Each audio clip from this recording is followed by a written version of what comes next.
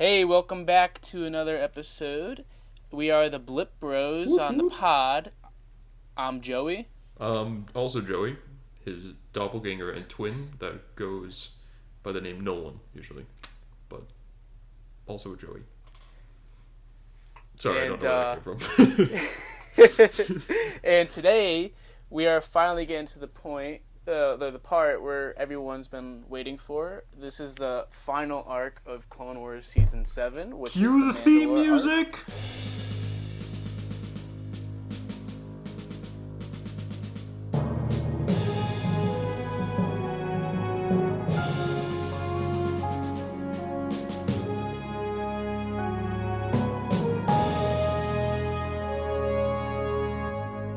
Before we start the actual episode, it just occurred to me. You know what we could be? You know like the first Harry Potter where like Voldemort's on the back of Quirrell's head? Yes. I think if we did that and had just two microphones, like if one of us just implanted ourselves in the back of the other person's head, recording would be easy. Like so easy. We could just Dude, we could just turn the head around, our collective head back and forth to just return to the microphone. We'll be like from the Lego movie, Good Cop, Bad Cop. Just spin the head. That's so much good podcaster, bad podcaster. And then you can be like, hey, buddy. And I'll turn around and be like, no, you don't get the chair. Hey, today I want to talk about all the greatest Jedi. And then you turn around, no, I want to talk about the Sith.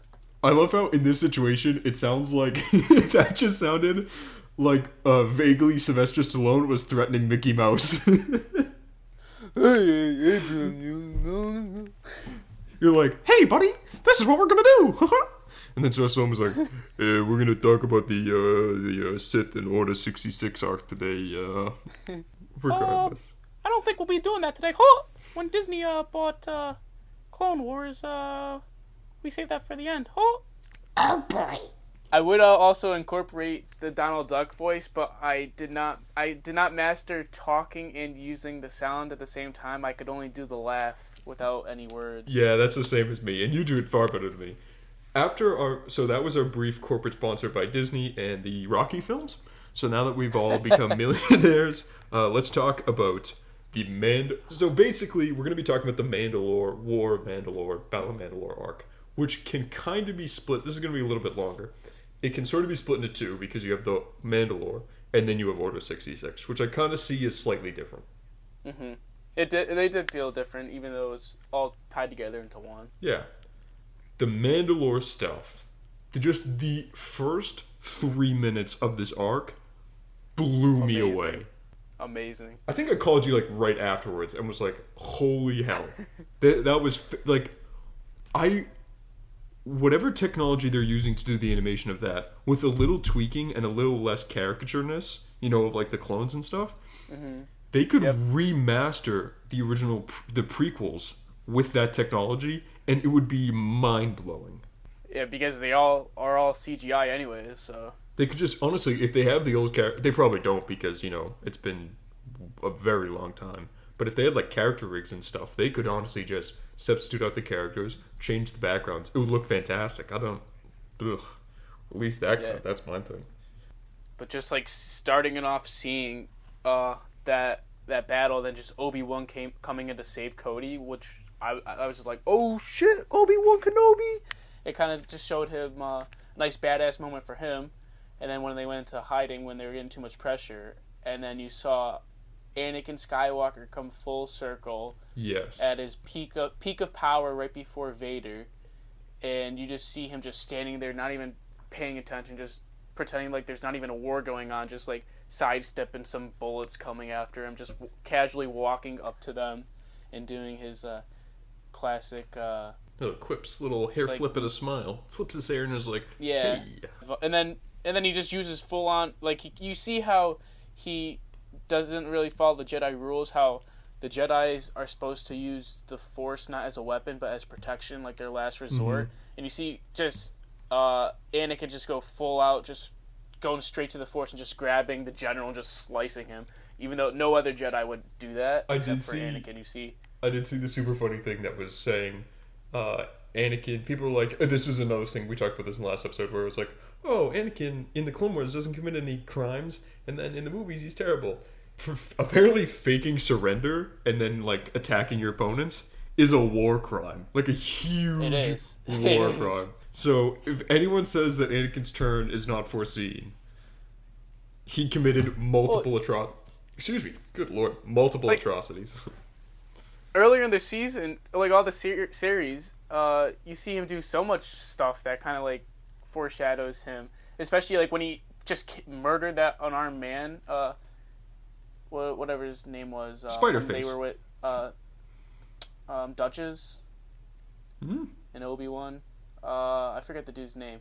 He was kind of like threatening. He was threatening to kill Duchess and Obi-Wan, and then Obi-Wan laid down his weapon. Then he was. I do know what you're talking about. Yeah. And then he goes, "You're not going to kill a defenseless man." And then Anakin just comes up from behind him, and just stabs him. Anakin, you know? Yeah, and he kills Spider-Face. Or I cannot remember his name, but you know the big. I'm not a fan of spiders, so I was really on board with that one. He does a with his mouth. Yeah, the whole that very kind of Lord of the Rings, like he's like. That's some creepy ASMR right there. Weird general spider faces clicking into my. We're gonna get so many people. Oh, I assure you guys, we are huge Star Wars fans. We've just been working a lot, so we do not remember the name of that character. I just want to clarify so we do not get angry comments. We know we're not. Right when we're done recording, I'll remember his name right away. That happens every single time we're recording. We'll forget something, and then right when we hit end, I'm like, crapola. This is what we were supposed to do. He's also a cyborg now too, so. Oh, cyborg face. No wait. Cyborg spider. That's a cyborg crab. Cyborg crab. That sounds horrifying. I feel like I heard that name before, like a cyborg crab, or there's like that's some character from some other show or movie or something. It just feels familiar. Okay, last thing before we get back on. I am not a huge fan of spiders, but I'm not scared of them. Crabs are the worst. I used to work in a fishmonger shop. Those things, I knew a guy that a crab took the end of his pinky off with its claws. Eye for an eye. He's about to kill the crab. That is true. I did personally kill a lot of crabs, so I'm lucky to make it out alive. The Mandalore arc is fantastic. All the battle scenes, and everyone has talked about it, so we won't go into too much. Dude, the battle scenes are just amazing. Mm-hmm. Even later in first before they even go to Mandalore, just a moment when Ahsoka arrives to the ship too. That made me so sad. When Anakin, you see Ahsoka, how much she changed. How her first focus was on the mission and saving those people before even trying to catch up with Anakin. As Anakin's just trying to.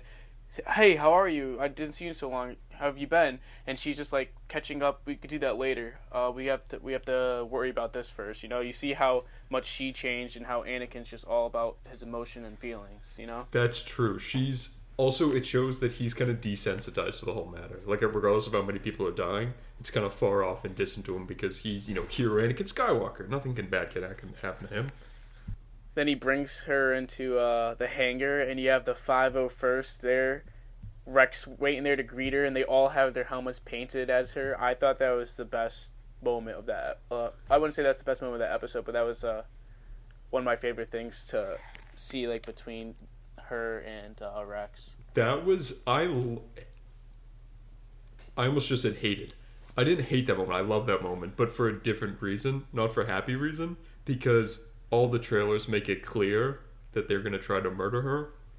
And later in this arc, that made it even sadder. That made it so sad because they love her so much and they cannot control the fact that they're going to absolutely try to destroy her and everything she holds dear. But that even shows how much she cared for them too in the last episode. I did love the fact people have been editing it together. Like Ahsoka's like, it doesn't matter. They could want to die. That doesn't mean I'm going to kill him. And then it immediately cuts to Yoda. Just like murking. Yep. He kills like the body count of Revenge of the Sith for Yoda alone. So high. Yoda just murders them all.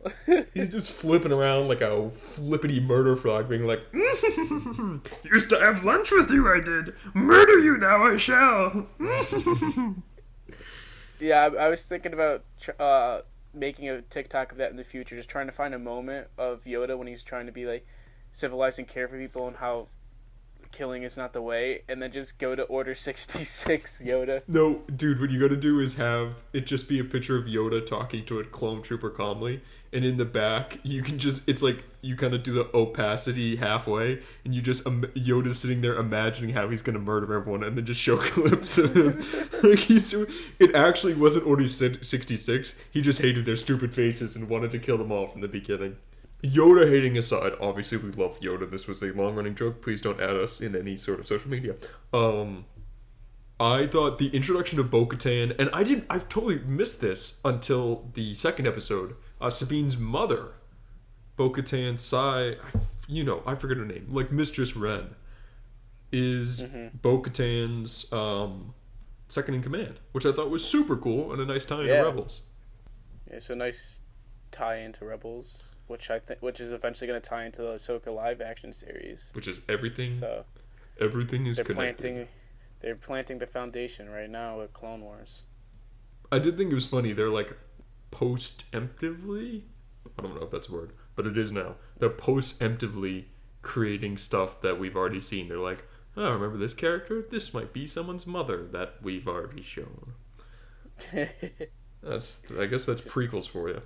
Going back, I think their arrival to Mandalore was probably one of my favorite action scenes. I was really like crying tears of joy watching that scene because I thought it was so badass. It was shot perfectly, and just like seeing Ahsoka jump ship from ship, killing everyone, and then it finishes with her superhero landing and the explosion in the back. The superhero landing explosion back was fantastic, but this is actually what made it better for me after I watched it. The music is the exact same music that Obi-Wan and Anakin are fighting to at the beginning of Revenge of the Sith, and it's confirmed that they take place at the same time, and the music is showing the bridge. How cool is that?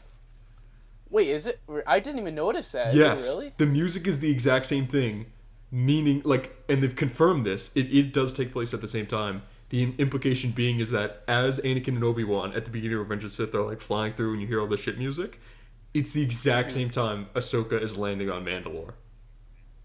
I knew that it was the exact same time. I knew it took place the same time. I had no idea. I didn't even notice that it was the same music though. I think that's amazing. That's just like the attention to detail that this is, and people have had a huge problem with Star Wars in the last year. The creators, specifically Dave Filoni, and to an extent, even though people are kind of swinging back around on George Lucas, but regardless of his dialogue and kind of weird directing style, in terms of story and connections and universes, Dave Filoni and George Lucas cannot be beat. Oh, definitely not. Nope.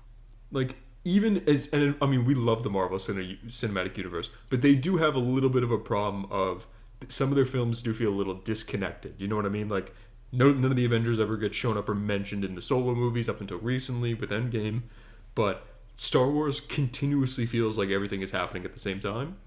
And that everything exists in the same single universe, which I love. And I think that Season 7, especially the overlap, especially with this arc, the overlap with the final movie in the prequels, Revenge of the Sith, made it clear how thought out this could be. It's more of just reports or directors' comments outside, off screen, you know? And that's why sometimes they even have interviews where they accidentally contradict each other because it's like, you know, there's a bunch of different directors. Whereas when you have like George Lucas and Dave Filoni, you control this much stuff. It works out very well. Okay, so moving on to, obviously they catch, they go after, Bo goes after Gar Saxon and everyone. I love that elevator fight scene. Oh yeah, that was a great fight too. Yeah. It felt live action, and they do use, and we'll get to this in a second. They do actually use mocap in a later episode. I'm wondering how much reference footage they use for the fight scenes of, like, not mocap to that extent, but they, you know, looked at people fighting and then based it off that instead of just having animated fighting. I wonder how much. Maybe even rotoscope. That's true. I mean, basically that's what mocap is, just super advanced rotoscope. But a lot of the fights in this, and it might just be the fact that the animation has come so far since the first season, felt visceral and real, like it was real actors and real people fighting this way, which just made it so much better. That is a smooth, look at this, I'm working on my smooth transitions. That's a smooth transition into Maul versus Ahsoka. Oh, that's probably my Oh. that's definitely my favorite lightsaber battle in all of Clone Wars, the entire Clone Wars series, and probably one of my top favorite lightsaber battles in out of all of Star Wars, even the movies. That was.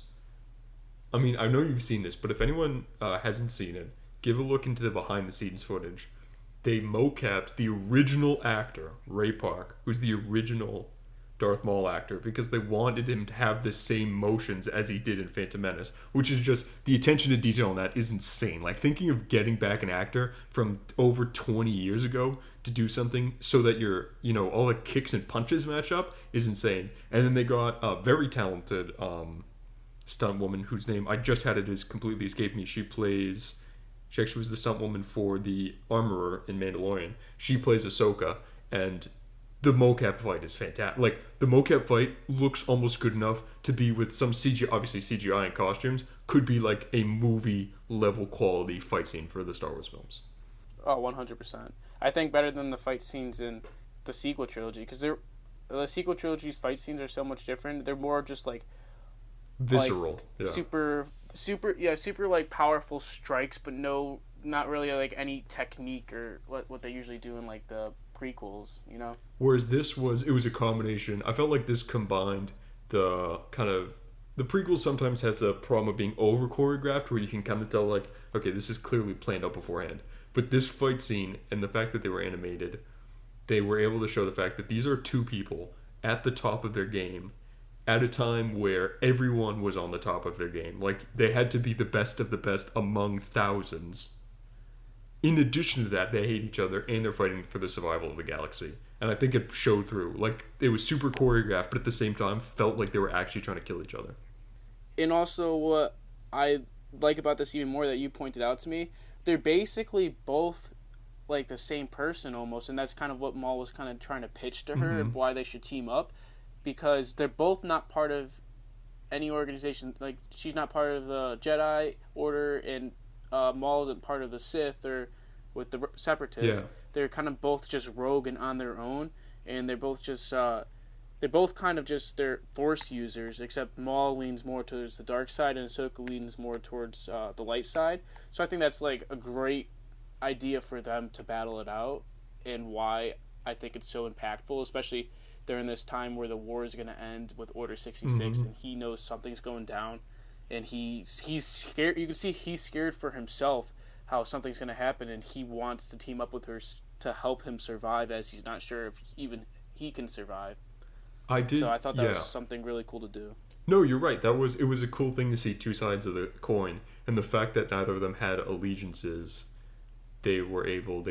honestly, the only thing holding Ahsoka back from being able to stop the Empire was her connection to Anakin Skywalker, which was kind of a kick in the pants. But it was like, oh boy, that makes Rebels hurt so much more. She was actually listening to him and kind of wanted to. She was thinking about teaming up with him. As he was getting to her, and she thought he might not be so crazy, but the minute he started saying it's Anakin that's turning and it's him that's gonna cause the fall of the Jedi, and he's the key. That's when she just said no and decided to fight him and capture him because she has a soft spot for Anakin, and that's who she cares about the most. And so once Anakin she thinks he's lying about Anakin. So if it was like anybody else, she probably would have teamed up with him. But just because it was Anakin, that's why she didn't believe him. Okay, that's the Mandal arc. Order 66, episodes 11 and 12, the culmination of all of the prequel content. Oh man. Well, first, just starting off, when I think this was one of the coolest things they did, is how it starts off. She's going to the briefing with Kiandi-Mundi, Yoda, Mace Windu. I throw up at the sound of the name Kiandi-Mundi. Sorry, continue. A running joke. Is it funny? We don't know, but go. Yeah, screw Kiandi-Mundi, but I'm happy they put him in there just because it was the same hologram from Revenge of the Sith, and you could see that when you watch Revenge of the Sith, you can never watch it the same again because you know at the start of that it's that like you just missed Rex. Rex just left, and by the end of that scene of Revenge of the Sith, you know that Ahsoka arrives right when that scene ends too. So I think that's amazing how they tied that in, and she just misses Anakin by like 30 seconds or so. It's also Mace Windu is. I'm realizing Mace Windu is a little bit of an ass because she was like, Oh, "I have some pertinent information." He's like, "Oh, okay, citizen." I was like, "Oh, come on." dude, Ace Windu is always an ass. Yeah. Say I love me. Okay, so the Order 66, just to start off the bat, the fact that the entire first arc is set up, the final arc is set up as a movie sorts with the old Lucasfilm logo, none of the intro stuff, none of the intro dialogue, none of the Clone Wars music, traditional Star Wars kind of credits, and then Order 66, the lack of music is so impactful, unnerving.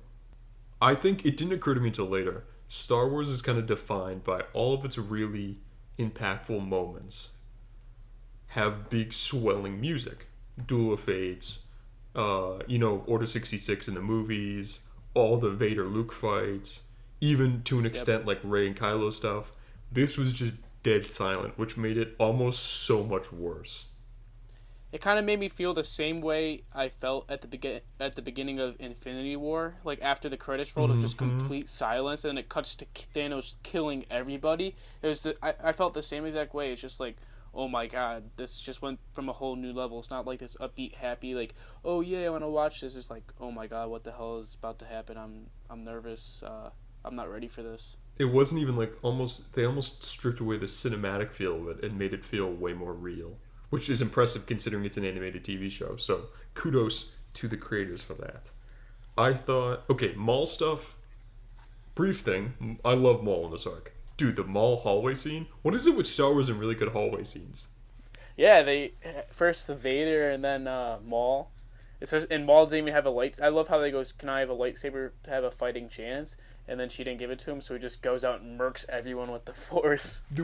Honestly, the only problem I had with that, and it's not even really a problem, is the fact that some Jedi should have been able. I get that the whole, the surprise thing. Obviously, if they don't see it coming, they don't expect that the clones are going to go on them. But Maul doesn't have a lightsaber, and he is able to take out so many clones. So many clones. Well, that also just show how more advanced Maul is than the Jedi, and That's also true, yeah. it's also another thing about the Jedi code to not use the Force. That is true. Yeah, we forget that they're not supposed to use it to harm people. I think they even I think somewhere in the series someone said, "Oh, the Jedi could have won this war long ago, but the Jedi codes and stuff restricting them and holding them down makes them vulnerable and weak."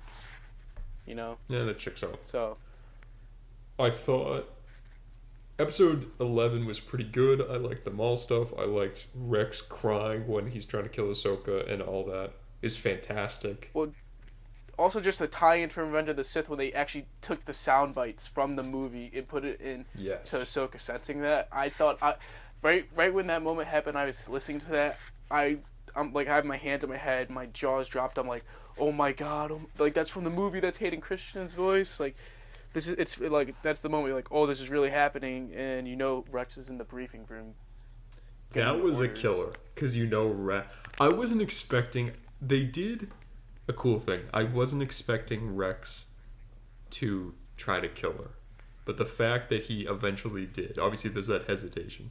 The fact that he eventually did was actually unexpected for me. I thought that he would, at the very start when Order 66 come out, he would try to rip the chip out of his head on his own. Because in Rebels he says that they pit the chips out of their head. But I guess good old Rex was exaggerating a little. They're like, oh yeah, I picked this chip out of my head. It's like, no, Rex. You tried to kill your best friend in the universe.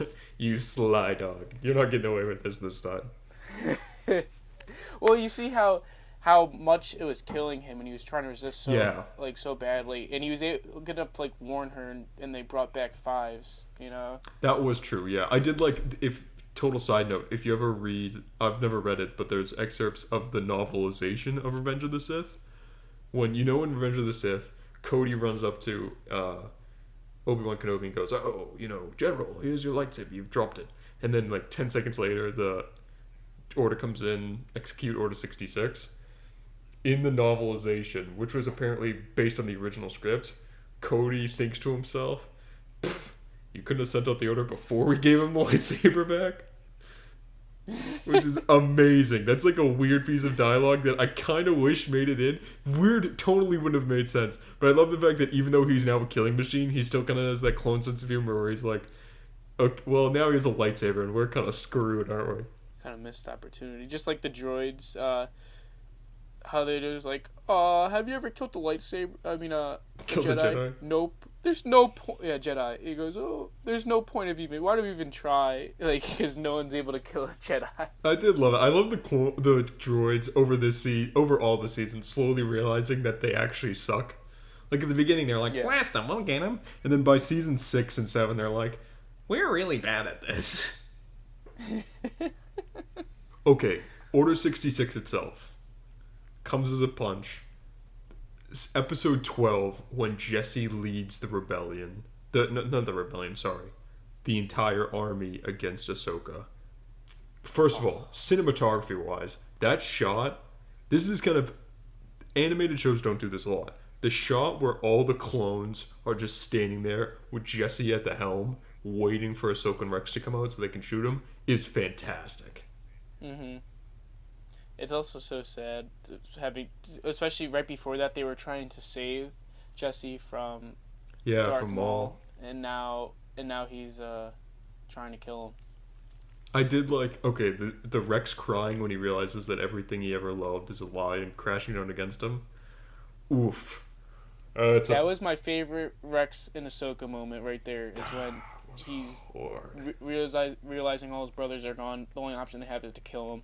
And then she it's just that like slight pause, and she's just looking at him in silence. Takes off his mask, and then you see him crying. That made me cry. That was so... I actually teared up at that point. Because up until this part, he's been kind of the stone cold soldier that was always... He's dropping quips, and even like recently I was saying I watched the first season again recently. And in that show, in the first season, he's just a quip machine. You know, he's like cool under pressure and nothing gets him down. He's continuously being like, oh, Roger, and stuff. But... Well, the entire series, you just see... He just like... It just like... Just from like the first episode of the series, just all the way to the end...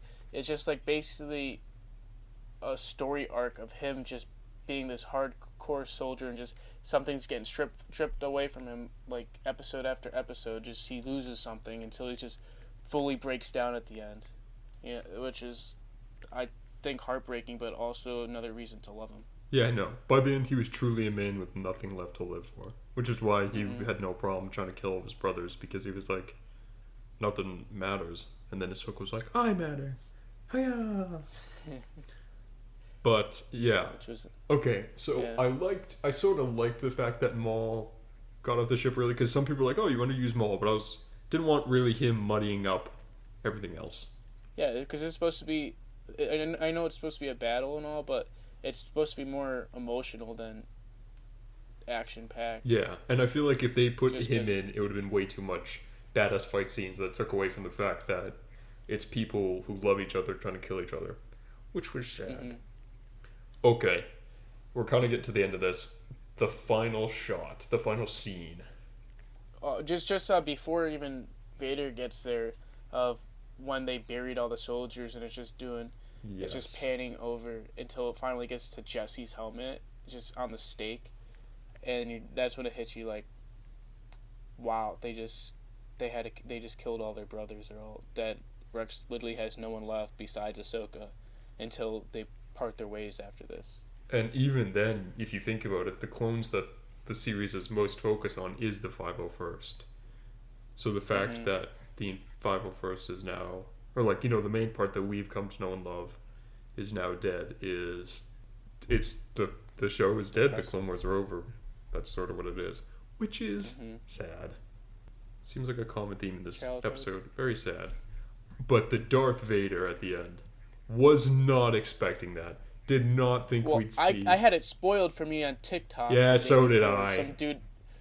Some dude like overseas where it was already released, he posted it and he was being a douche about it. Everyone in the comments like, "Oh, why'd you do that? You're such an a-hole. Like, Why would you do that? Like, if you're a real Star Wars fan, you wouldn't spoil that. And he's just like laughing motion. Goes, oh well, like It's just I think I get people are like, oh, exclusive content. I got the first news. There should be. Don't just be. Yeah, like I want to be the first one to post about it. It's like be nice. Everyone hates you for it. Yeah, just have some decency when it comes to stuff. If you think that this will wreck someone's experience or wreck someone's involvement and interaction with something, just don't do it. Regardless of people being total Kiadi Mundis. Yeah, I swear to God, I should just go onto that account and just comment like, dude, you're worse than Kiani Mundi. Like, he'll probably delete his the entire worst account insult you can give. That's the worst insult you could ever get in your life. You're worse than Kiani. Okay, Darth Vader at the end and the bird. You actually had to remind me of the bird because I completely forgot about that in Rebels and the earlier Clone Wars arc. I forgot that was the bird from what's the name of the world? You know what I'm talking about, with the brother and the sister and the father. I forgot that was that bird. Mm-hmm. That was a cool tie-in to both previous Clone Wars episodes and Rebels. And the fact that you could kind of sort of see Anakin Skywalker's burnt face through the red tinted glass was just cool. It also makes it sad, too. And yeah, so now she gives up the lightsaber. She obviously meant for him to find it. I also want to know, because they're the exact same lightsaber she has in Rebels too. So I want to know, like, so then she eventually goes to build her own, exactly the same. That makes sense though, because she has one of them. Because she only gave up one. Yeah, true. So I think the one that she gave up was the so what's it called, the short one? I know what you're talking about. Yeah. I can't think. I'm having such. I know. We were just blanks talking on about names this. right now. We were just talking about this. I know what it's called too, but the short blade. Mm-hmm. But that I can't think of names right now. But I've just so moved, that's the so one. So she still has her primary blade. Mm-hmm. Oh boy. But I think it's also cool seeing his face through the eye a little bit. Yes. Because when they finally fight in Rebels, she cuts his mask and you see his face again, and like a little bit of his face through the cut of his mask, which kind of resembles that fight too. Also, it shows that there's still a little bit of Anakin Skywalker left in Darth Vader. Like, you can just, even through the crazy, scary visage, you can just see a tiny little bit of what's left. I just like Ahsoka knew what was like. She could have stopped Order 66 and him turning if she told Yoda the message, but she didn't want to believe it and wanted to talk to Anakin about it. So if she was able to talk to him or tell Yoda about it, it might have never happened. Yep, no, you're right. That is a depressing episode. I think we'll wrap this episode up with general depression and sadness. That's the theme for this week. Yeah. It's just ho-hum. Right where we were left off. Hmm? I said we're going to leave this episode off with depression, just as we felt when the episode ended. Yes. That was pretty sad. Yeah. There is only one thing to be happy about with Order 66.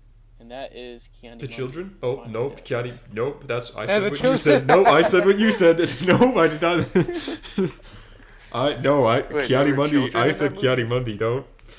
Don't misquote me on that one.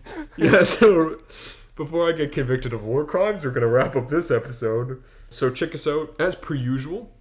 Check us out on everything Blip Pod and Blip Bros related. We're on Instagram, Twitter, Facebook as The Blip Pod, all one word. You can check us out on the Blip Pod YouTube channel and also the Blip Bros YouTube channel, where we have shorter form stuff and more broken down bits and opinion pieces on certain movies. We'll be starting a new series that there's an explanation video coming up soon that is a breakdown of each couple days. We'll bounce off movies off each other and then give reviews of old movies, because why not watch some good old classics in quarantine? I'm the back of Joey's head. You're the back of my head. Yeah, you're the back of your head, which means that makes you the front of your head. So that's how we're going to do introductions from now. Signing off on the back of Joey's head. So I'm the front of the brain, you're the back of the brain? Yeah, I don't know what the back of the brain controls. Probably like eyeballs or something. I control... No, we both have eyeballs. Never mind. We're like one of those flappy fish in Finding Nemo that has like the eyes on both sides of the head. We're just like, oh man, it's like the short fins that just go. So that wraps up our other episode. Check us out on all the stuff I've just mentioned, and have a nice day. Yeah, you too. I mean, not to you, to the okay. Hasta la vista. Wow, you didn't want to say nice day to me? You're right. I'm sorry. Have a nice day, Joey. Yeah, thanks. You too. Even though we're stuck together via a cranium. You Okay. can't say have a nice day though. Good night. I'm gonna fall asleep. Goodbye. Goodbye.